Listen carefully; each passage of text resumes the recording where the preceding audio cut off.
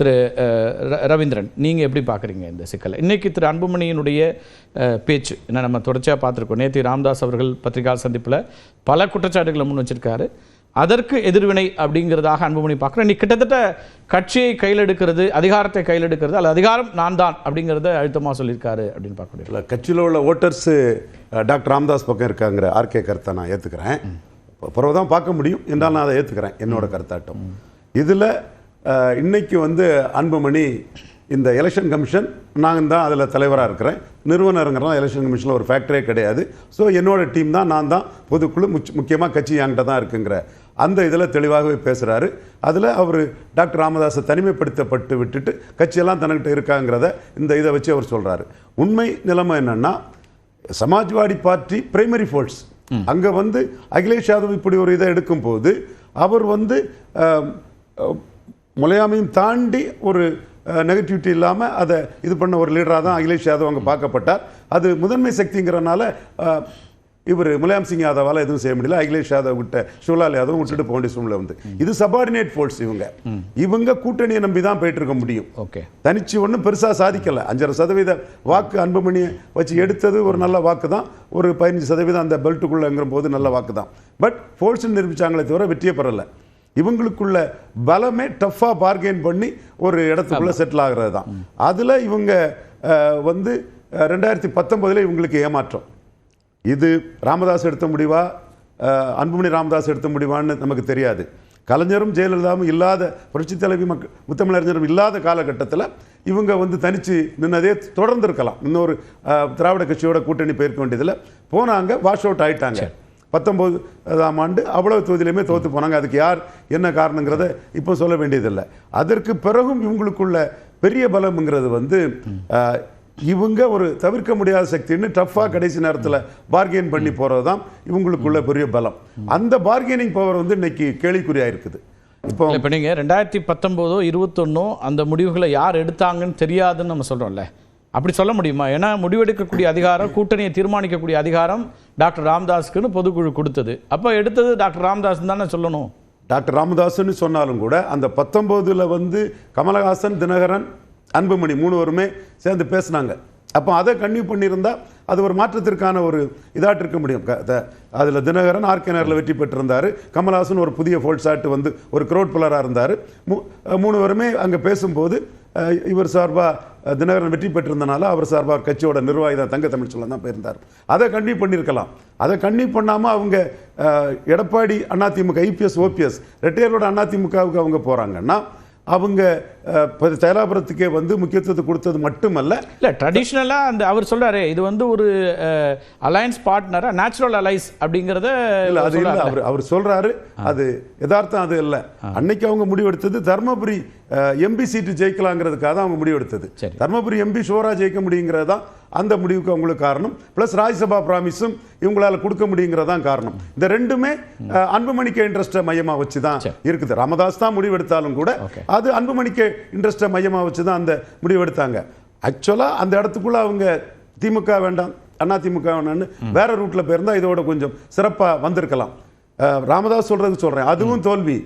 அதுக்கு பிறகு 2021 தோல்வி. இதற்கு முன்ன 2009 அதிமுக தோல்வி. அப்ப 2009 இருந்தே அதிமுக கூட்டணி அவங்களுக்கு ஒரு தோல்வி கூட்டணி தான்.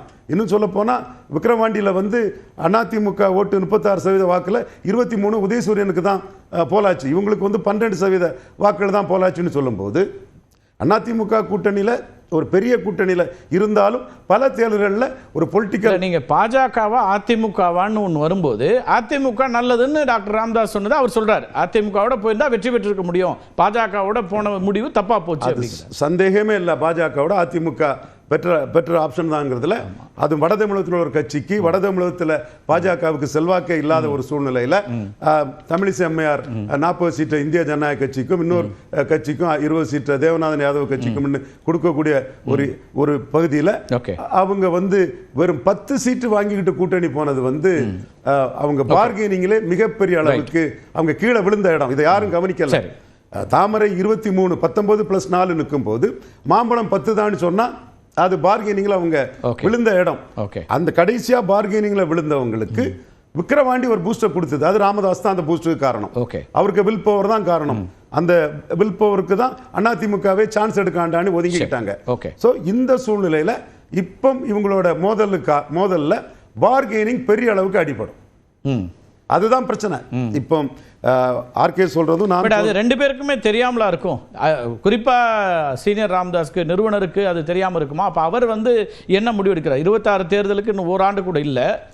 அப்ப அவர் என்ன முடிவு எடுக்கிறாருன்னா பார்கெனிங்க்கு என்கிட்ட வந்து தான் தீரணும் நீங்கிறதா அவருக்கு நோக்கமா இருக்க முடியுது. ஏன்னா இப்போ இதே கருத்தை தான் இவங்களுக்கு சீட்டு கொடுக்கக்கூடியவங்க ராமதாஸ் இல்லாம சீட்டு கொடுத்து நிர்வாகிகளுக்கு சீட்டு கொடுத்து என்னங்கிற லெவல் தான் யோசிப்பாங்க. யார் இவங்களுக்கு சீட்டு கொடுத்தாலும் நீங்க எந்த பக்கம் பாருங்களேன், இபிஎஸ் ஓட நிர்வாகிகள் மொத்த பேரும் இருந்தாங்க. அப்ப அவர் தானே அங்கீகரிச்சு அவரோட தானே பிரைமரி ஃபோர்ஸ். இது சபார்டினேட் ஃபோர்ஸ் ஆன பாமக இதன் அடையாளம் டாக்டர் ராமதாஸ்ங்கிறத மையப்படுத்தி அவர் அந்த அடையாளத்தை எந்த இடத்துலையும் மறுக்கலையே. அதனால தான் அடையாளத்தை எல்லா இடத்துலையும் முன்னிறுத்தியே தானே பேசுறாரு. டாக்டர் அன்புமணி மருத்துவர் ராமதாஸை எந்த இடத்துலையும் விமர்சிக்கல அல்லது இது பண்ணி ஒண்ணு அதிகாரம் ஏன்ட்ட இருக்குன்னு சொல்றாரு. இன்னொன்று கவனிச்சிங்களா, அவ்வளோ டெலிகேட்ஸும் அன்புமணிக்கு ஆட்கள் ராமதாஸ் பேரை சொல்லும் போது தான் கைத்தட்டு அதிகம் இருக்குது.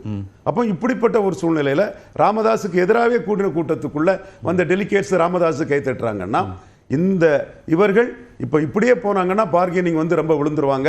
ஏற்கனவே 2009 இருந்தே தொடர் தோல்வி.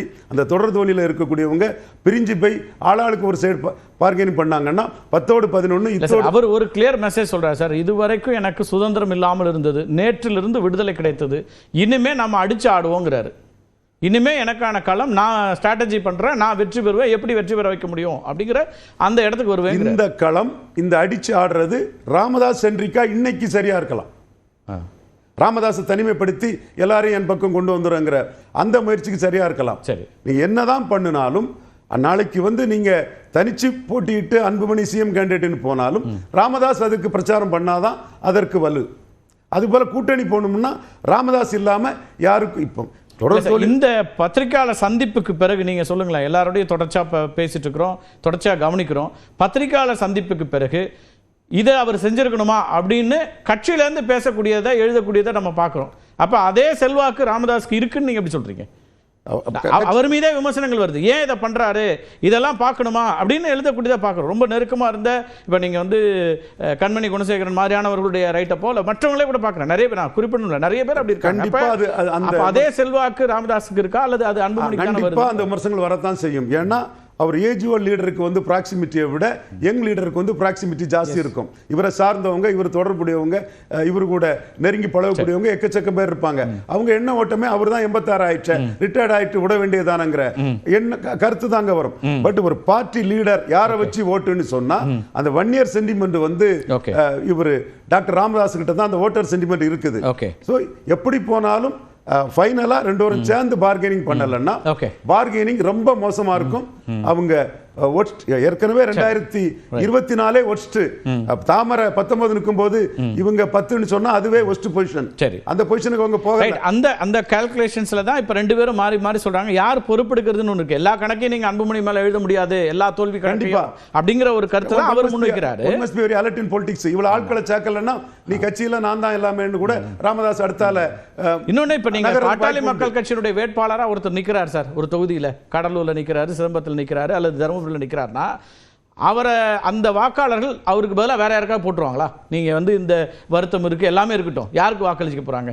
ஒன்னா இல்லைன்னா 2 பாட்டாளி மக்கள் கட்சி வேட்பாளர்களுக்கு அதுக்குள்ள சூழ்நிலையும் வரும். எப்படி வாய்ப்பு இருக்கும்? யார் எவ்வளவு பேர் அவர் தேடி போட முடியும்? எத்தனை வேட்பாளர்களை போட முடியும்? நீங்க குறைஞ்சபட்சம் இது வந்து அப்படி ஒரு டிவைடாவே இல்லைல்ல சார். நீங்க அவரோட இன்னைக்கு அவர் அழைத்த கூட்டத்துக்கு யார் போனா?